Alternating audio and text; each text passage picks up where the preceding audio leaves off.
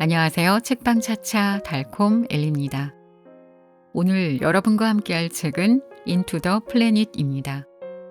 얼마 전에 서틴 라이브스라는 영화를 봤습니다.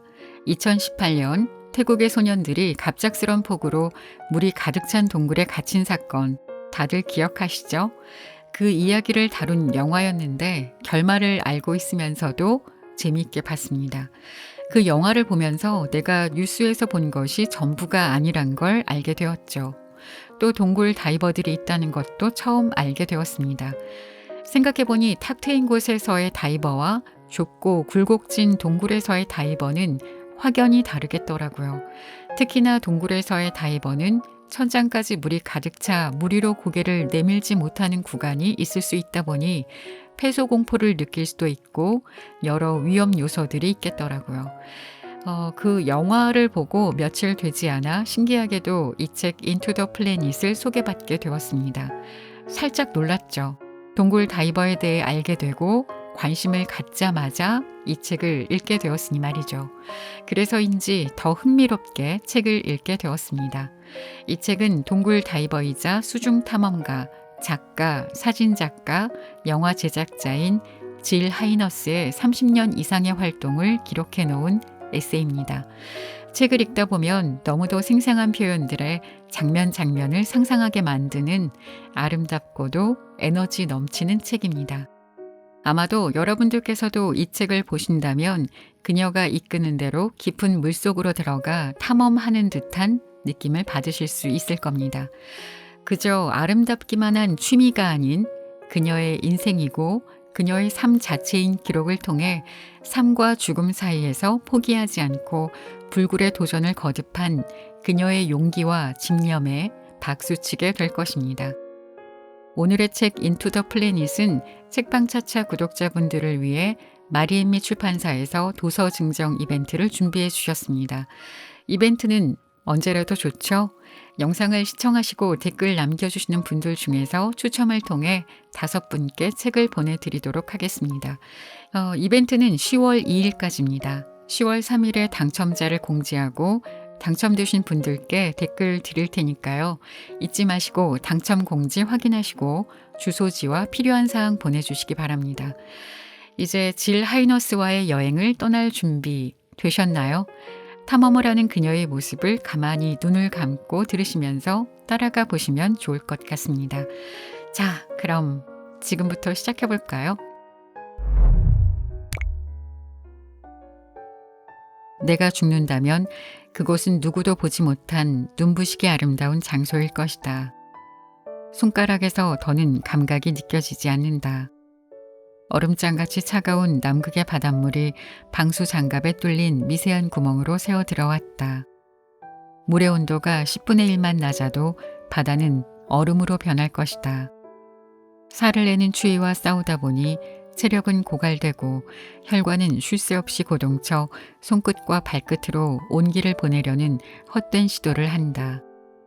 머리 위에 바다가 조각해 놓은 얼음 아치길은 골프공 표면처럼 홈이 패여 있고 보는 각도에 따라 푸른빛, 잿빛 파랑, 하늘빛, 맑은 파랑, 진파랑으로 변한다. 남극의 빙산들은 밝고 생기가 넘치는 동시에 어둡고 으스스하다. 아름다움과 위험처럼 모순된 요소가 공존하는 곳이다. 우리는 세계 최초로 남극 빙산 속에서 동굴 다이빙을 하고 있다. 그리고 어쩌면 살아서는 이 이야기를 할 수 없을지도 모른다. 지금은 2월이고 남극은 한여름이다. 내셔널 지오그래픽이 내게 맡긴 일은 숙련된 전문 다이버팀을 이끌고 남극에서 가장 큰 B1호 빙산 내부 깊숙한 곳에 있는 수중 동굴을 찾는 것이다. 거대한 빙산 속 동굴에서 다이빙하는 일이 어려우리란 사실은 이미 알고 있었지만 빠져나오는 것이 불가능에 가깝다는 사실은 미처 예상하지 못했다. 조류의 속도가 걷잡을 수 없이 빨라지며 우리를 얼음 안에 가둬버렸다. 얼어붙은 빙산 아래서 궁지에 빠져 어떻게 탈출할지 알아내야 한다. 참고할 만한 훈련 교본이나 안전수칙이라고는 없다. 처음 시도하는 일은 다른 사람에게 가르침이나 도움을 구할 수도 없다. 우리를 구조할 만한 경험과 기술을 갖춘 세계에서 가장 뛰어난 동굴 다이버 팀은 지금 B1호 빙산 안에 갇혀 있기 때문이다. 헤엄치면서 보이는 반짝이는 얼음 동굴은 정말이지 굉장하다. 좁은 통로 위에서는 100m에 달하는 얼음이 우리를 짓눌러 오고 불안정한 상태라는 것을 알리듯 크게 삐걱거리면서 펑 하는 굉음을 낸다. 물살에 가속이 붙자 빙산 및 해저 정원은 허리케인에 휩쓸린 야자수처럼 휘어버리고 만다. 선명한 주홍빛 해면과 크리스마스 트리처럼 보이는 밀대, 강렬한 빨간색 돌기를 가진 바다 생물들이 조류에 접히고 흔들린다. 웨슬리는 폴과 나를 따라오면서 내셔널 지오그래픽에 보낼 탐험 영상을 찍고 있지만 물살 때문에 점점 뒤처지는 게 느껴진다. 원래 1시간으로 계획했던 다이빙은 예정과 달리 길어지고 있었다. 얼마나 오래 추위를 버틸 수 있을지 알 길이 없다.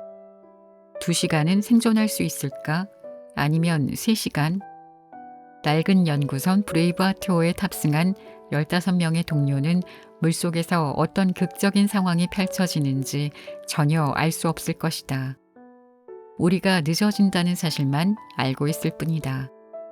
시간이 더 흘렀는데도 우리가 도착하지 않으면 선장이 무전기로 우리를 부르겠지만 대답을 듣기는 힘들 것이다. 우리는 통신 범위에서 벗어나 있고 이곳에 우리 말고는 아무도 없다. 배 위에는 우리를 구조해 줄 만한 능숙한 다이버가 없다.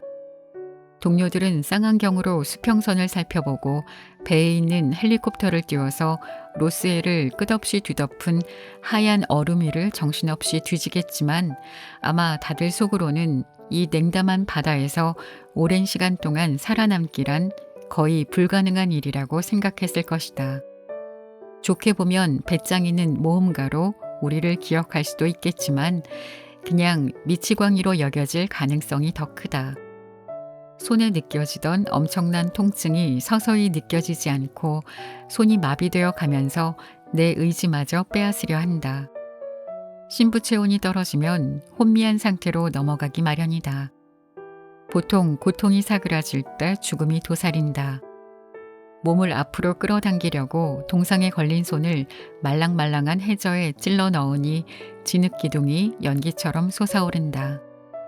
몸은 후끈거리는 동시에 으슬으슬하다. 숨이 가쁘고 폐가 타는 듯하다. 300m가량 떨어진 곳에 곧 사라질 듯한 은은한 한 줄기 햇살이 보인다. 나는 햇살에 더 가까이 가기 위해 가능한 한 발을 세게 구르고 해저에 있는 것을 닥치는 대로 붙잡았다. 어딘가에서 폴과 웨슬리의 거친 숨소리가 들리지만 조금씩 빛에 가까워지면서 나는 내 생존에만 몰두했다. 모든 것이 끝난 순간이 언제인지 죽어가는 사람은 대체 어떻게 아는 걸까? 살아온 삶이 주마등처럼 눈앞을 스쳐 지나간다고들 하지만 지금 그런 일은 벌어지지는 않는다. 머릿속에 떠오르는 생각이라고는 내가 가장 사랑하는 바다에서 벗어나야 한다는 것뿐이다. 나는 물이라는 액체와의 관계에 몰입하며 인생을 보냈다. 물은 만물을 길러내기도 하고 파괴하기도 하며 우리를 띄우기도 하고 익사시키기도 한다. 내게 자유를 주었으나 친구들의 목숨을 앗아가기도 했다. 이제 나는 삶과 죽음의 갈림길에 이르렀다. 내 삶은 물에서 시작되었으나 이곳에서 최후를 맞을 수도 있다는 사실은 받아들여지지 않을 것이다. 가장 열렬히 바라던 꿈을 인정하고 이루는 것은 나에게는 두려움을 시인하고 기꺼이 받아들이는 법을 배우는 과정이었다. 동굴 다이빙은 지구과학과 탐험, 발견의 교차점에 있고 인간 능력의 한계를 시험한다. 내가 하는 일은 절대 간단하지 않다. 다큐멘터리 영상을 찍든 발견되지 않은 동굴의 지도를 그리든 과학적인 임무를 띠고 자료와 표본을 수집하든 간에 그 일을 하는 동시에 기상 변화와 맞서 싸우고 좁은 통로를 돌아다니면서 길을 찾고 물속에서 숨을 쉴 수 있게 해주는 복잡한 생명 유지 장치의 상태도 확인해야 한다. 생존은 두려움과 자신감이 균형을 잡는 데 달려 있다. 틈새에 꽉 끼어 몸이 비틀리거나 고온 침전물 입자가 번지며 시야를 가려서 길을 잃었을 때 그로 인해 어떤 차질이 빚어지는지 순간적으로 판단해야 한다. 두려움이 나를 잠식하게 두면 호흡이 최고조로 치솟는다. 산소 입자 하나하나를 들이쉴 때마다 죽음을 향해 끌려가는 상황에서 말이다. 그럴 때면 나도 모르게 수중 동굴을 탐사하다가 죽은 사람이 에베레스트를 오르다가 사망한 사람보다 많다는 사실을 떠올린다. 그 점에서만큼은 어떤 종류의 탐험을 능가할 것이다. 동굴 다이빙은 매우 위험해서 가볍게 체험만 해보려는 사람조차 생명보험에 가입할 수 없다. 아무리 비싼 생명보험이라도 말이다. 최신 장비를 갖추고 철저한 훈련을 거치고도 해마다 평균 20명이 깊은 수중 묘지에서 익사한다. 그렇다면 멀쩡한 사람들이 죽음의 덫이라고 여기는 곳으로 헤엄쳐 들어가는 이유는 뭘까? 내게 동굴 다이빙은 다시 자궁 속으로 들어가는 것과 비슷하다. 동굴에는 태고짝과 같은 분위기가 감돌아서 고대의 조상과 자연이 나를 이곳으로 부른 듯한 기분이 든다. 수중 동굴은 매혹적이고 도전의식을 자극한다. 이곳의 도사리는 위험조차 매혹적으로 느껴진다. 또 수중 동굴은 투명한 물과 어느 곳에서도 볼 수 없는 기이한 지질 구조로 가득하다. 나는 두려움을 모르는 사람이 아니다. 내가 아직 살아있는 이유는 두려움을 긍정의 기폭제로 삼고 끌어안는 법을 배웠기 때문이다. 어둠의 문턱에서 두려워할지언정 달아나지는 않는다. 나는 불확실성을 즐기며 그 속에서 춤춘다. 부력 조절기가 달린 덤프 밸브를 잡아당기자 기체가 빠져나가면서 휙 하는 소리가 났고 몸은 어느새 새로운 세계를 향해 가라앉기 시작했다. 마치 내 몸에 있는 모든 세포가 흥분해서 진동하는 듯 했다. 겨우 입문자를 위한 스쿠버 다이빙 강습을 받고 있을 뿐이었지만 새로운 시작을 알리는 전환점에 서 있다고 느꼈다. 어린 시절 텔레비전에서 자크 쿠스토를 처음 본 이후로 다이빙을 배워보고 싶었다. 지금 나는 그 꿈을 실현하고 있었고 황홀감에 취해 있었다. 직장에 있는 책상처럼 나를 작게 만드는 공간과는 완전히 다른 세계였다. 물속이라는 미지의 세계에서 나에게 펼쳐질 놀라운 일을 상상하며 가슴이 부풀었다. 나직한 소리가 사방에서 들려왔고 시간이 천천히 흐르는 듯했다. 나는 숨을 깊게 내쉬고 심연에 몸을 맡겼다. 동기 중 몇 명이 공포와 두려움으로 눈을 크게 뜨고 저항하며 버둥거렸다. 내 안에서 아드레날린이 강하게 솟구치는 게 느껴지면서 감각이 예민해지고 등줄기를 타고 전율이 일었다. 나를 둘러싼 텅 빈 파란 공간을 보며 다이버로서 겪게 될 온갖 일을 상상해 보았다. 언제쯤 고래나 상어와 함께 헤엄치게 될까? 난파선 깊숙한 곳에서 보물을 찾을까? 다른 물이 섞이면서 눈앞이 아른아른해지는 구간을 통과해 더 깊이 내려가는 동안 수온은 섭씨 3도로 급속히 떨어졌지만 추위는 곧 사그라들었다. 잠시 후 나는 10m 깊이에 도달해 곳곳에 바위들이 흩어져 있는 휴런호 아래를 부유했다. 반복해서 치는 파도로 인해 반들반들해진 둥근 돌들은 물의 흐름이 거세질 때마다 서로 부딪히고 덜거덕거리면서 볼링공이 되돌아오는 소리를 냈다. 60cm 언덕을 타고 내려온 물살이 앞으로 한 발 나아갈 때마다 뒤로 몇 걸음씩 밀어냈다. 나는 이리저리 흔들리는 물살에 몸을 맡기며 강사인 헤더의 움직임을 따라했다. 헤더는 어두운 석회암 아치를 향해 능숙하게 헤엄쳐갔다. 눈앞의 암흑을 들여다보자 심장이 고동쳤다. 어둠이 나에게로 오라며 손짓하고 있었다. 이곳은 실제로도 입구였지만 상징적인 의미에서도 그랬다.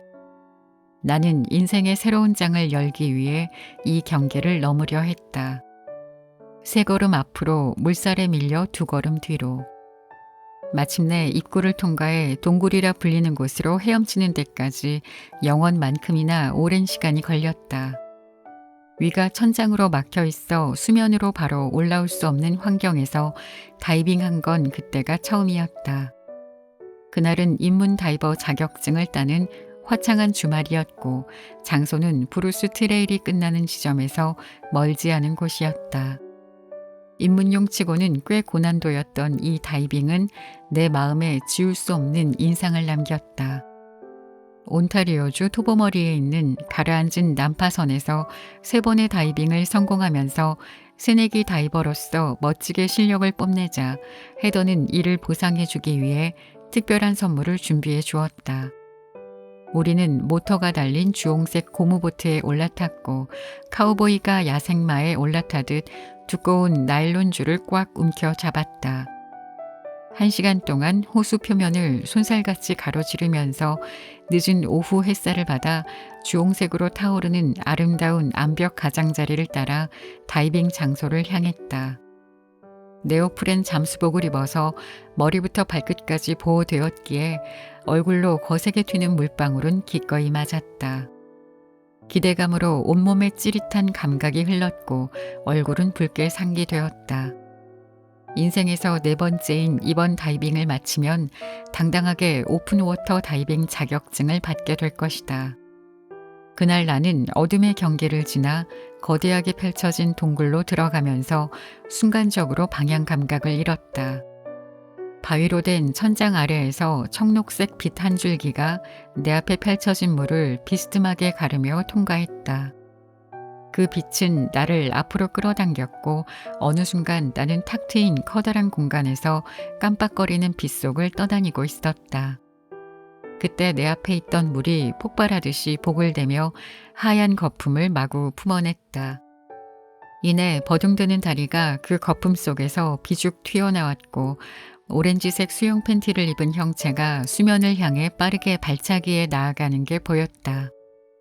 그제야 내가 유리처럼 반사되는 표면을 가진 작은 동굴 속에 있다는 사실을 깨달았다.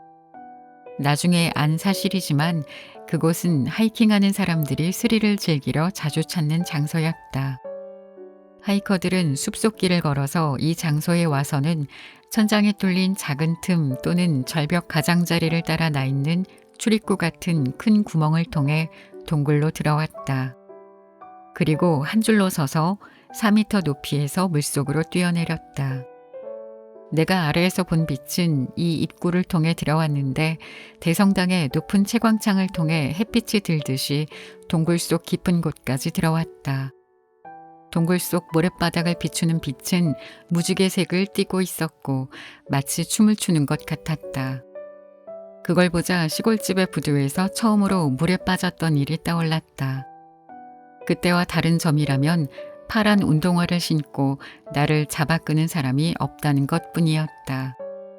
한 번의 호흡으로 어느 방향으로든 움직일 수 있었다.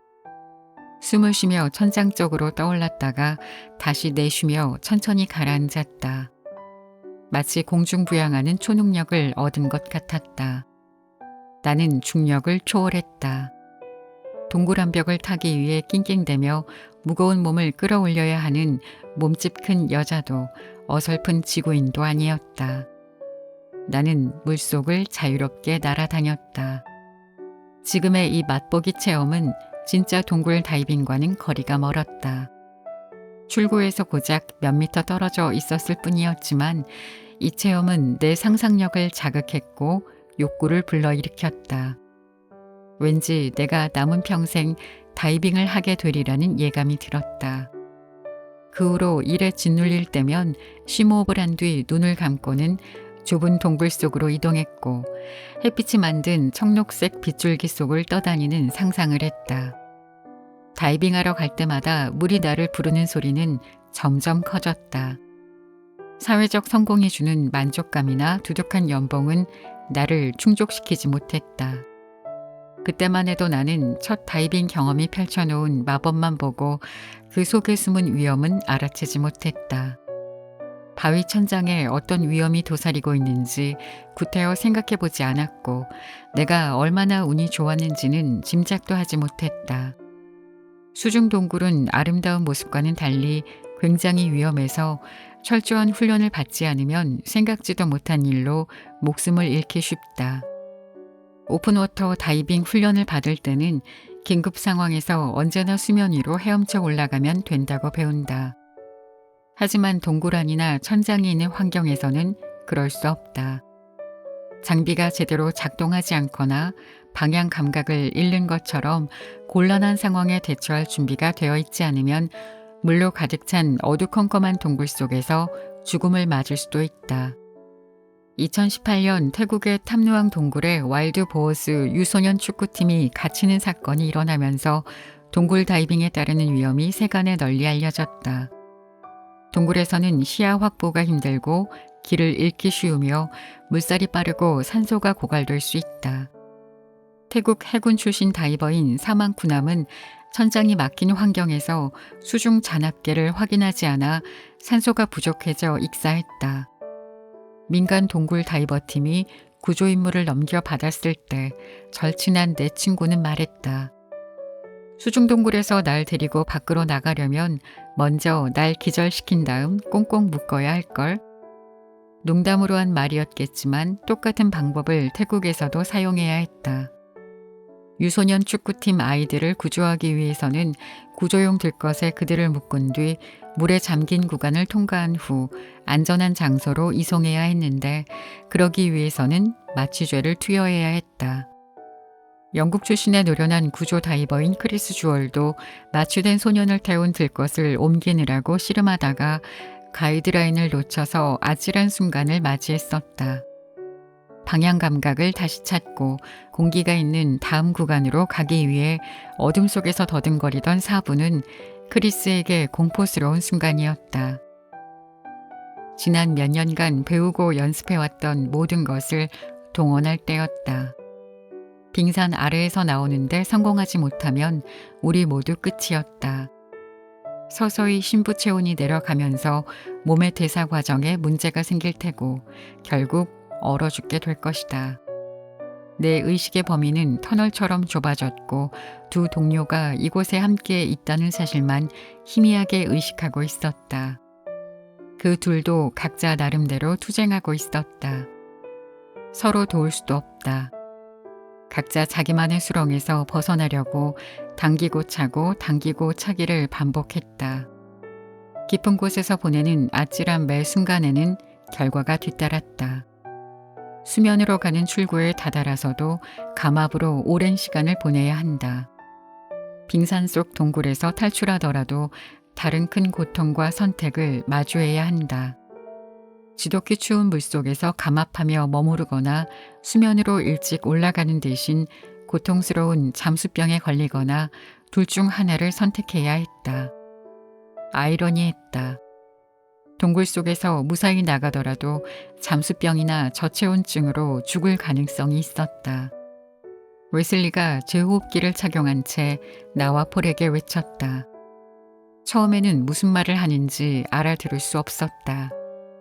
가쁜 호흡과 고동치는 심장으로 귀청이 터질 듯 했다. 웨슬리가 호흡하는 중간중간 외쳤다. 카메라, 카메라, 카메라를 들고 가게 좀 도와줘. 커다란 금속재 카메라 하우징은 점차 감당하기 힘들어졌다. 지금 장난하는 건가? 카메라 따위는 집어치워. 여기에서 살아서 나가는 것만으로도 운이 좋은 거라고. 나는 속으로 생각했다. 우리 셋 모두 안전하게 돌아가는 것만이 중요했다. 안전히 돌아가는 목록에 장비는 포함되지 않는다. 아무리 비싼 장비라도 그건 마찬가지였다. 나는 목숨 우선순위로 두기보다 장비를 가져오는데 중점을 두었던 친구들을 이미 많이 잃었다.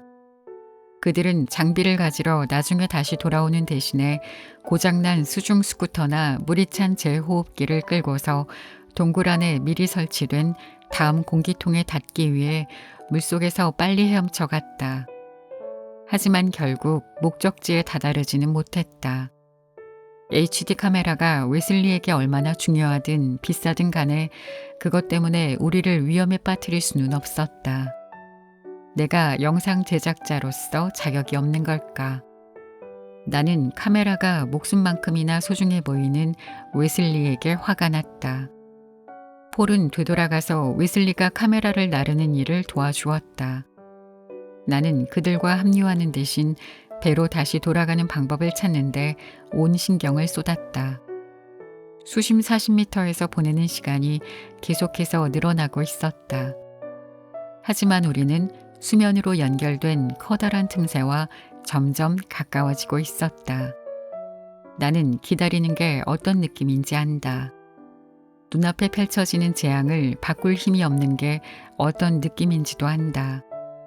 어쩌다가 아무도 보지 못하는 세상에서 가장 아름다운 이 장소에서 죽음을 마주하는 상황에 처하게 되었을까? 그럴 만한 가치가 있었을까? 충실하게 인생을 산 것일까? 아니면 불필요한 위험을 떠안은 걸까? 내 묘비명에는 용감하다는 말이 적힐까? 아니면 어리석다는 말이 적힐까? 마침내 동굴의 경계에 이르렀고 굵은 하얀 빗줄기가 보이자 작은 안도감을 맛보았다. 하지만 수면까지 어떻게 올라갈지 알아내야 했다. 물살이 내리 눌렀기에 얼음벽을 타고 올라야 했지만 벽은 미끄러웠다. 찍고 올라갈 얼음 도끼를 얻기 위해서라면 팔도 내놓을 수 있을 것 같았다. 그때 얼음 굴 속에 파고들던 물고기들이 떠올랐다. 물고기들은 웅크린 채 우리가 투쟁하는 모습을 구멍 안에서 지켜보고 있었다. 안타깝지만 그들은 다이빙의 첫 피해자가 될 것이다. 쫓아내서 미안해 친구라고 생각하며 몸을 벽에 밀착하고 오른쪽 집게손가락을 구멍 안으로 밀어 넣었다. 물고기가 미끄러지듯이 스르르 쫓겨져 나왔다. 나는 왼쪽 손을 위로 뻗어 움푹 팬 구멍에 집게손가락을 넣어 또 다른 입주자를 쫓아냈다. 덕분에 몸을 30cm 정도 위로 끌어올릴 수 있었다. 나는 다음 구멍을 찾아보았다. 물고기 굴은 하얀 얼음 바탕에서 잘 보이지 않았기에 더욱 집중했다. 나는 일정한 리듬에 따라 한 손씩 벽을 짚고 타고 올라가며 하늘로 향했다. 내가 하는 걸 보며 폴과 웨슬리도 곧바로 따라 올랐다. 손가락을 넣을 때마다 쫓겨난 물고기는 잽싸게 텅 빈 곳으로 사라졌고 우리는 계속해서 벽을 타고 올랐다. 수면에 조금씩 가까워지면서 덩달아 긴장이 조금씩 풀렸다. 더는 손에서 감각이 느껴지지 않았지만 조금씩 풀린 긴장감으로 주변의 아름다움이 눈에 들어왔다. 그리고 풍경에 집중하며 추위를 잊으려 했다. 떠가는 얼음 아래 춤추는 주황색 크릴새우 무리가 보였다. 신비하고 다양한 해파리들과 호기심 많은 개잡이 물범 2마리가 주변을 돌아다녔다. 미식 축구공 같이 생긴 젤리 같은 생명체도 보였다. 장미색 몸체에 입술 크기에 벌어진 몸을 오므릴 때면 가느다란 선모가 전기가 흐르듯 다채로운 색으로 빛났다. 해양 생물 덕분에 추위로 떨고 있는 몸에서 관심을 돌릴 수 있었다. 추울 때는 고통에서 관심을 돌리기 위해 무엇이든 하게 된다. 해파리와 노는 것도 그 시간을 견뎌내게 도와주었다. 길고 고통스러운 감압을 마치고 입수한 지 3시간이 지나서야 브레이브하트 옆으로 떠오를 수 있었다. 그레그가 걱정스러운 표정을 지으며 손을 뻗어 배에 걸린 사다리 위로 올라올 수 있게 도와주었다. 매섭게 추웠고 바람 때문에 얼굴이 얼얼했다. 붓고 갈라진 입술과 혀는 차가운 소금으로 아렸다. 오늘은 동굴이 우리를 보내주지 않으려 했어요 라는 한마디밖에는 말할 기운이 없었다. 빙산 안에서 포기하는 것은 쉬웠을 것이다. 물살에 맞서서 뒤로 밀려날 때 나는 의지를 잃고 있었다. 나아갈 길이 막막했고 얼음 안에서 죽고 말 거라고 생각했다. 하지만 나는 마지막 순간까지 온 힘을 다해 싸우겠다고 결심했다. 그리고 닥친 상황을 작게 나누어 생각했다. 수면의 빗줄기를 향해 몸을 조금씩 당긴 것은 3cm의 승리였으며 가쁜 숨을 진정시키고 호흡을 제어한 일도 또 하나의 성공이었다. 그러면서 나는 작은 단계 하나하나가 최종적 승리로 이끈다는 사실을 배우고 있었다. 목표를 주시하며 절대로 포기하지 않아야 했다. 재미있게 들으셨나요? 저는 마음에 딱 와닿았던 부분이 있었는데요. 나는 두려움을 모르는 사람이 아니다. 내가 아직 살아있는 이유는 두려움을 긍정의 기폭제로 삼고 끌어안는 법을 배웠기 때문이다. 어둠의 문턱에서 두려워할지언정 달아나지는 않는다. 나는 불확실성을 즐기며 그 속에서 춤춘다. 아무리 아름답고 좋은 일이라고 해도 두려움을 느낄 수밖에 없는 일이고 또 동료들의 죽음을 봐오면서도 포기하지 않고 긴 세월을 지속한다는 것이 어떻게 가능할까 싶기도 하지만 두렵지 않아서가 아니라 그 두려움까지 끌어안는 법을 배웠다라는 말이 머리를 띵하게 만들었습니다. 아름다운 미지의 탐험을 하며 우리를 상상하게 만들고 불굴의 도전 정신을 보여준 오늘의 책 인투 더 플래닛이 주는 감동을 여러분들도 느끼셨기를 바랍니다. 지금까지 책방 차차 달콤 엘리였습니다. 감사합니다.